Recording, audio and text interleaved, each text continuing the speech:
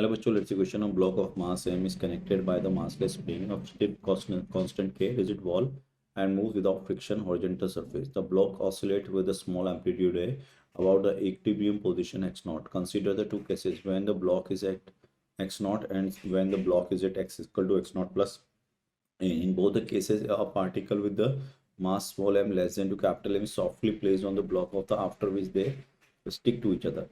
Which of the following statements is are true about the motion after the mass capital M places the mass capital M?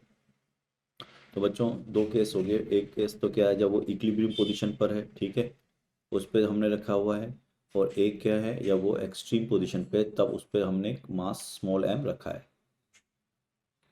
ठीक है, तो दो case है हमारे पास। एक तो हो गया कौन सा वाला, इक्विलिब्रियम पोजीशन है, इस पर हमने रखा है, ये पहले वाली केस है, और ये बाद वाली केस है।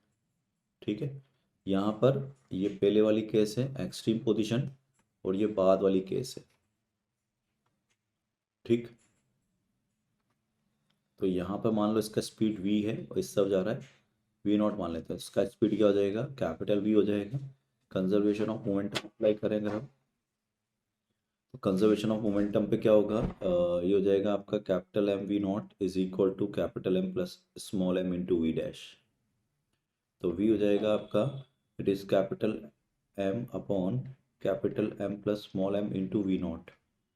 और v जो है velocity at the mean position, तो वो मैक्सिमम होगी, जो कि a डैश इंटू ओमेगा लिखा जाएगा, and that is equal to capital m upon m plus small m into V dash V nought, जो कि आपका a इंटू ओमेगा नॉट हो जाएगा।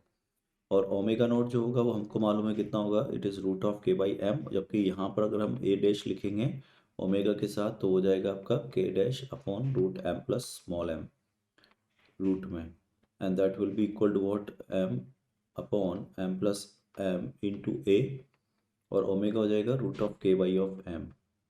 तो बच्चों यहाँ से a डैश निकल गया, वो निकल गया अपने पास, that is a into root of m upon m plus small m। ठीक है, जबकि इस केस के अंदर अगर यहाँ पर एम्पलीट्यूड आपका a नॉट है या a है, तो यहाँ पर भी a नॉट ही रहेगा, क्योंकि इनिशियली वेलोसिटी दोनों की जीरो थी, तो यहाँ से कोई वेलोसिटी चेंज नहीं होगी, इसलिए एम्पलीट्यूड चेंज नहीं होगा, यानी कि कह दो energy of the system change नहीं होगी। तो इसका मतलब यहाँ पर a इज इक्वल टू क्या रहेगा आपका, a dash is equal to a। ठीक है, अब ये तो हो गया फर्स्ट केस, तो that means this is true, ये तो ट्रू हो गया आपका। दूसरा, the final time period of the oscillation both the cases is the same. तो बच्चों अगर सेकंड केस को देखें तो टाइम पीरियड जो होता है वो निकाला जाता है t equal to 2 pi root of m by K. तो पहले वाले केस में कितना हो गया, m बाई के, और इसके जस्ट आफ्टर कितना हो गया time period, 2 pi root of m plus small m by K. ठीक है, तो और इस वाले में दूसरे वाले केस में क्या है, टाइम पीरियड है 2 pi root of m by K just before, और जस्ट आफ्टर क्या हो जाएगा 2 pi root of m plus small m divide by of K. Clear है, तो ये हो गया।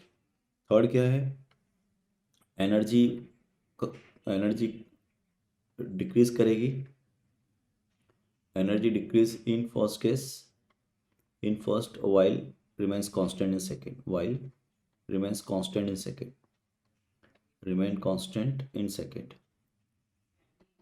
जबकि दोनों केस के अंदर इंस्टेंटेनियस वेलोसिटी क्या होगी, चेंज होगी, instantaneous will change, instantaneous will change in both case, in both case. तो बच्चों अगर फाइनल आंसर देखें हम, फाइनल आंसर क्या होगा इसका, तो फाइनल आंसर हो गया आपका ट्रू जो होगा, that final time period of the oscillation case both the cases same, both the cases is same, ये गलत हो गया, डिफरेंट हो जाएंगे। The total energy decrease in both the cases सही हो गया, the instantaneous speed of x not combined mass decrease in both the case, ये भी सही हो गया। So this is your right answer, all the best.